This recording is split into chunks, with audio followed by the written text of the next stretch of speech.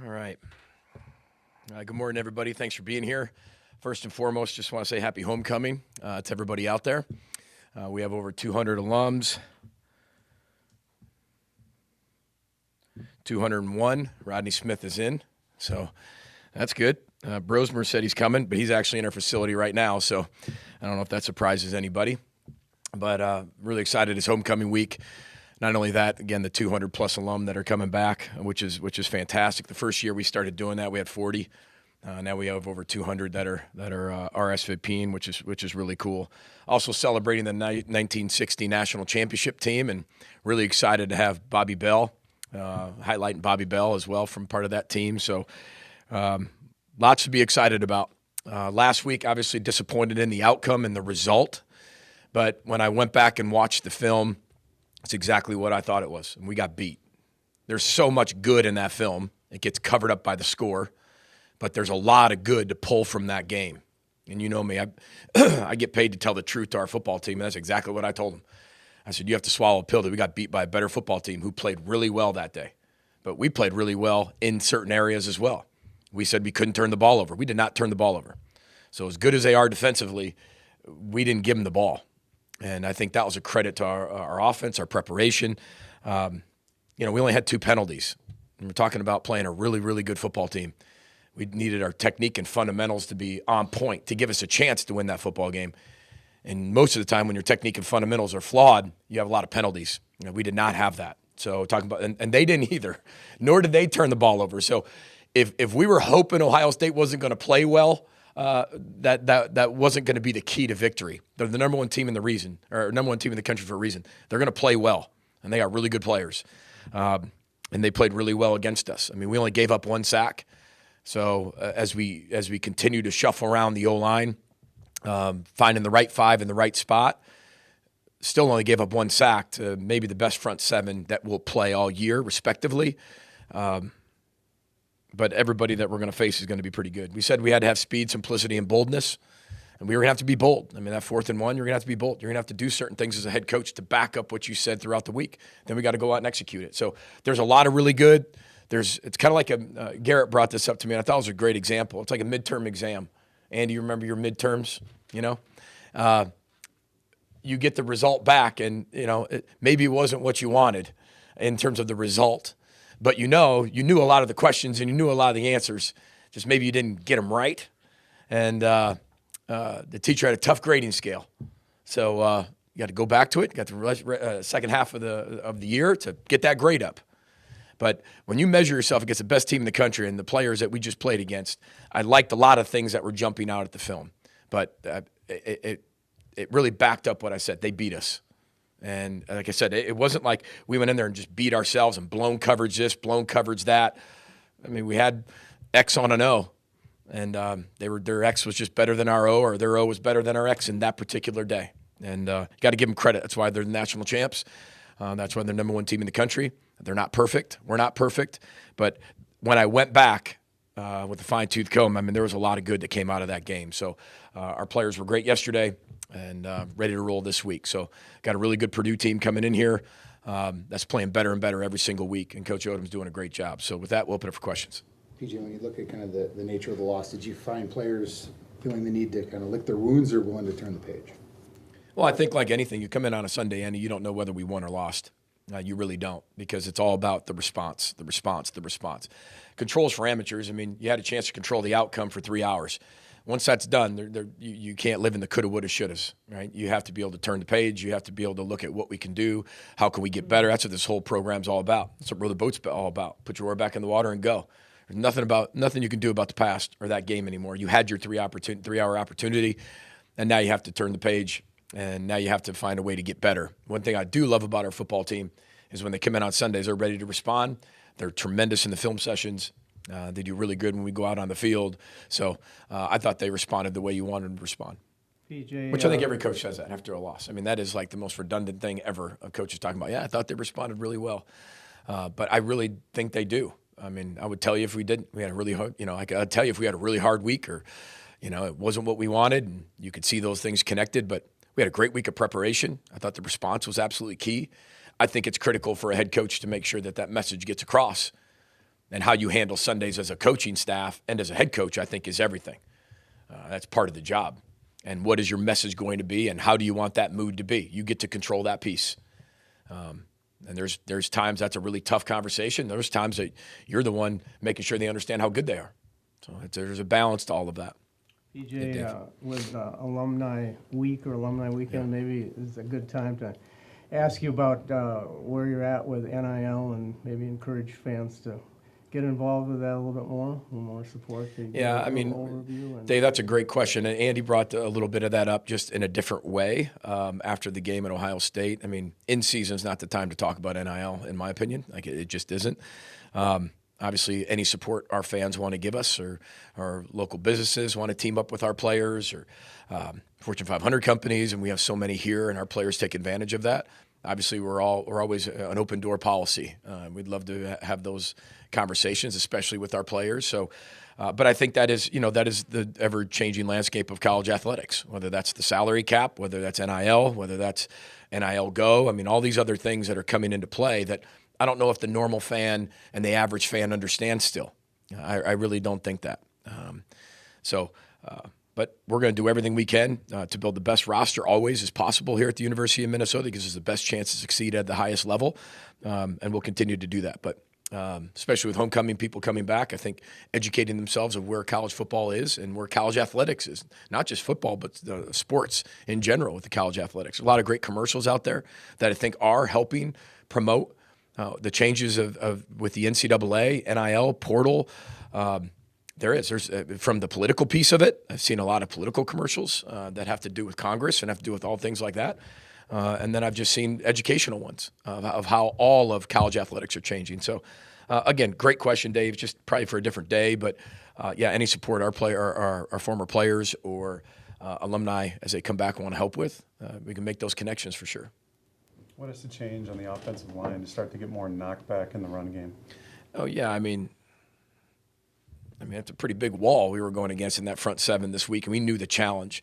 I thought Femme ran the ball really hard. I thought when Darius was in there, Darius did a really good job, but we were down 14-3 so fast that we had to get away a little bit from the ground game. And then you're down 21-3, and then you're sitting there looking at it like, okay, we're going to have to put the ball in the air. Now, towards the fourth quarter, we were able to, get back to the run game, make the game a little bit shorter. But our guys are coming off the ball. It's not like we have a bunch of busts. But we played some pretty good teams, and we've put ourselves in a negative or a non-advantageous way early off in a few games that kind of got us out of a little bit of the run game early. But I like what our guys are doing. I do. It's not like we're having an issue with it. We just had to get away from it a little quicker than maybe we wanted to get away from in the Rutgers game, being down 14-0 as fast as that was, and then obviously playing the number one team in the country with maybe the best front seven in the country. So, but I do like what our guys are doing. I do like how Femme's running the football, like how Darius, when he got in there, did a good job. Cam ran really hard, but we only averaged 2.7 yards a carry. But it wasn't because of the effort. It wasn't because necessarily just the scheme. They're pretty good at defending the run right now. So, but we have to continue to give our players what they can handle, what they can do, and scheme them up for success. And then we've got to be able to break some tackles too. PG, you talked about having the right five. Yeah. I felt like that shifted during the game. Were you referring to the ones that finished the game? Yeah, I mean, we're going to we take the data, right? We feel like we have 8 guys that can really play. But maybe the fourth or fifth or the fifth guy hasn't separated himself from the 6th and 7th and 8th guy. So as you're going through it, you're watching practice, you're evaluating practice, and then maybe you have something that somebody's gets banged up, so it takes that person out of that. You got to do it. You got to change it a little bit more. We knew the type of personnel these guys have. We have tackle bodies. A lot of guys can play tackle, but we like that tackle body that can play guard as well. But we thought this matchup was going to have to force us to really be stout on the edges. It doesn't mean that's going to have to be as we keep going forward. But we're going to find the best 5, look at the best 5, put the best 5 on the field. And if we have to rotate, we'll rotate. It's a semi-good problem to have because we do have some guys that can play. We're deep. We just need more consistency from a few guys, and it's our job to get them there as coaches. What did you feel about your special teams play? I thought it was good in a lot of areas. I thought also we were a little inconsistent in some areas. I think the fake that they had, the kind of throwback, was a really good play, really well designed play. I thought Mason Carrier made a heck of a play on that. He's running 21.6 miles an hour at 235 pounds across the field to make that play, which was a huge how play for him and us. We've got to be just more consistent as we continue to go. We can't be just 1 or 2 every single week in the field goal game. They're going to have to put points on the board. I thought our protection was really well on the field goal piece. I think we're getting good penetration on field goal block. I mean, you watch the last you love this type of stuff, Dave. I mean, you watch the last play of field goal, it looks like the first quarter. That's how I can tell how hard a team's always playing. You watch field goal block and watch it at the end of a game, especially in a blowout. I think that says a lot about the culture and the character of the individuals you have on the football team. And our guys are doing it like it's the last field goal of the game to block it to win it, or it's in the first quarter of the game, the first touchdown scored. It's pretty. That's what I said. There's so much good that gets covered up by the score, and maybe the opponent we played. But like I said, it's up to us to be able to find all those things. The return game, we didn't have enough opportunities, I think, in the return game. We fair caught it in the kickoff return because you don't want to start against Ohio State in the 15-yard line or in, or 20-yard line and in. Statistics are so against you. That was strictly the reason why we fair caught all those. You get 1 first down. Tom's good enough to flip the field, which we did. We gave him some long fields, and I thought that was directly tied to fair catching the kickoff returns. And, it all kind of talked about that 14-3 mark and being bold. And, that's my call going for it on that 4th down. But again, I don't think that would have just changed the complete outcome. I think it would have made maybe it a little closer if we get it. You can possess the clock. We were going to have to win the turnover margin. I don't think not turnover margin, but the time of possession margin. We didn't win that, but we had the ball 7 minutes on the opening drive, and it was going to have to take a lot of those for us to win the game. And that 4th and 1 calls, I won't say it's a hard call. That was a pretty easy call for me. I mean, that wasn't, especially what I talked about with our football team all week, that we're going to be bold, we're going to go for it. And there was one before that I think there was 4th and 3, but that was still too early. The margin wasn't big enough for me to do that, but the 4th and 1 was an easy call, and we ended up not getting it. With Femme, it's been impressive to see his development and the authority with which he's running. What is his potential, PJ, as he gets more and more experience? I think the sky's the limit for Femme. The one thing Femme was missing was playing time. He was hurt and didn't get a lot of spring ball. So what you're seeing is I'm seeing drastic and huge improvement every single week. I mean, his chunks of improvement, instead of maybe the small margins. When you do become a player that's consistent, plays on Saturday every single week, and have multiple years of experience, you start to see that margin getting smaller and smaller. Still improvement, but it's smaller. He's biting off chunks at a time, which is really, really good.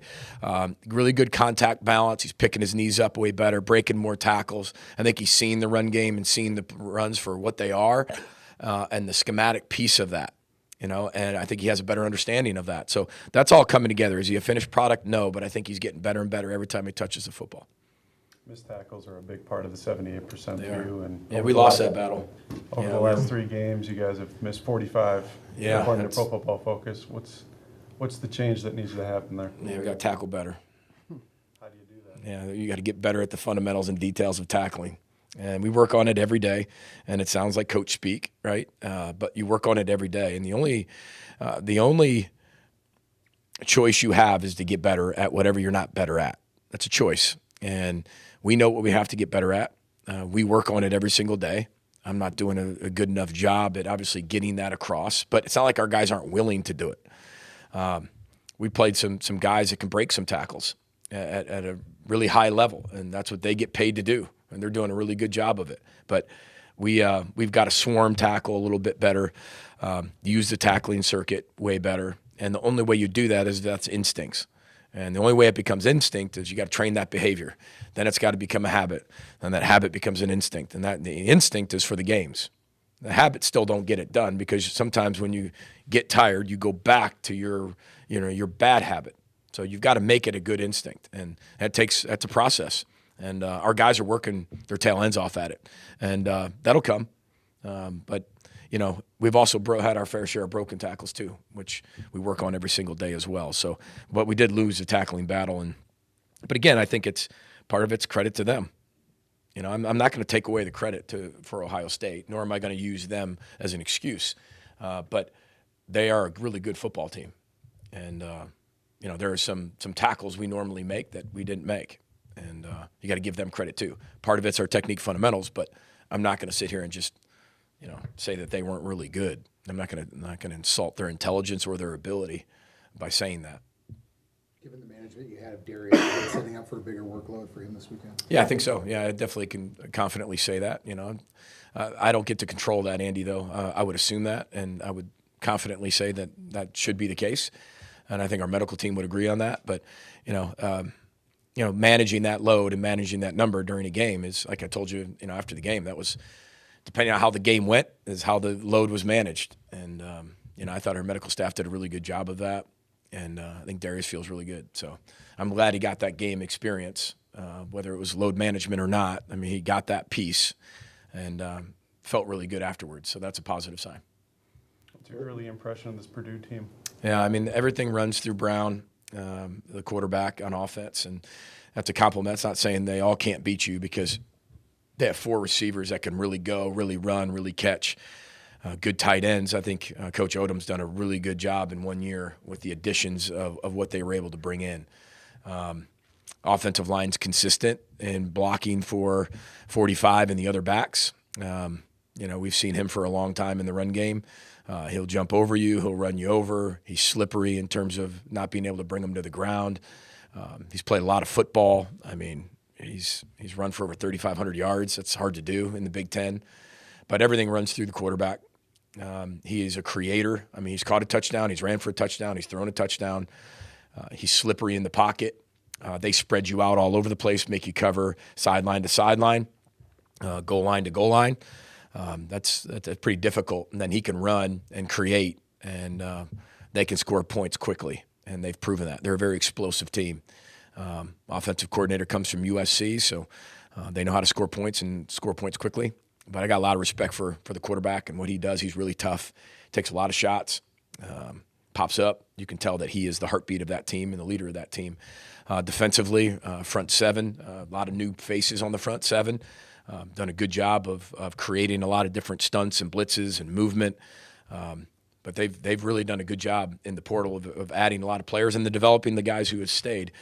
Secondary's long. One of the safeties is very, very active back there. You could tell he kind of runs the secondary, and they'll strike you. So, again, it's only Monday morning, but you can tell the identity of their team when you see them. Got a lot of respect for Coach Odom and what he's been able to do as a head football coach and coordinator, and you can tell that team's playing at a very high level for him. They've played 3 really, really, really good Power 4 opponents, if you want to say, and have scored a lot of points. So we've got to play really good football this weekend and keep getting better every single week. One or two more for Coach. Talking about the tackling, PJ, I know you don't want to get guys hurt, but is it a possibility that you get a little more physical in practice this week? No, Dave. Going about that? No, I think our practices are pretty physical as they are. I don't think turning up the physicality with the level of depth in season is the smartest thing to do. I'd rather have really good players that have to keep getting better at tackling than not have any players at all. That would be then you'd be talking, why aren't we tackling at all, right? Instead of just missing some, why aren't we even near a tackle?